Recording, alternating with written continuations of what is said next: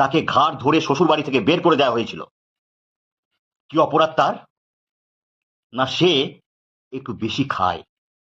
সাদামাটা ভাষায় বলতে গেলে ২-৩ জনের খাবার সে একাই খেয়ে ফেলে। এটাই ছিল তার অপরাধ। টানা একদিন সে শ্বশুরবাড়ির গেটে বসেছিল, যাতে শ্বশুরবাড়ির লোক দয়া করে তাকে আবার ডেকে নেয়, ঘর ঢুকিয়ে নেয়, কিন্তু নেয়নি। সে থানায় গেল। পুলিশ কোনো স্টেপ নিল না, বরং ব্যাপারটাকে হেসে উড়িয়ে দিল। সে কেস করব বলে উকিলের কাছে গেল। উকিল বলল, খবরদার কেস করেন না, কারণ আইন আপনার সাথে নেই। আপনার জন্য আইন খুবই দুর্বল। কেস করলে উল্টে আপনি কেসে ফেসে যাবেন। এত ঘটনা ঘটার পর সে যখন একা, অসহায়, সমস্ত দরজা যখন তার কাছে বন্ধ, তখন ভগবান তার সামনে একটা দরজা খুলে দিল।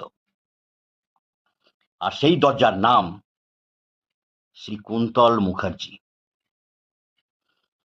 আমি ওনাকে জিজ্ঞেস করেছিলাম যে, আচ্ছা, আপনি শ্বশুর বাড়িতে কি কি কাজ করেন? উনি বললেন, আমি সবই করি।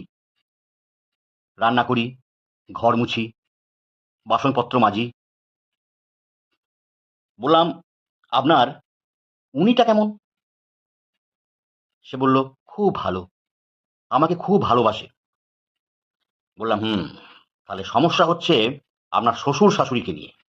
ওইটুকু কাজ করলে হবে না, সকাল থেকে উঠে আপনাকে কাজ করতে হবে। আপনার তো গ্রামে শ্বশুরবাড়ি, আপনার বাড়িতে গরু ছাগল আছে। তা গরু ছাগলের খাবার থেকে শুরু করে ওদের মলমূত্র পরিষ্কার, বাজার হাট করা, রান্না বান্না, ঝাঁট দেওয়া, বাসন মাজা, কাপড় কাচা, সব করতে হবে।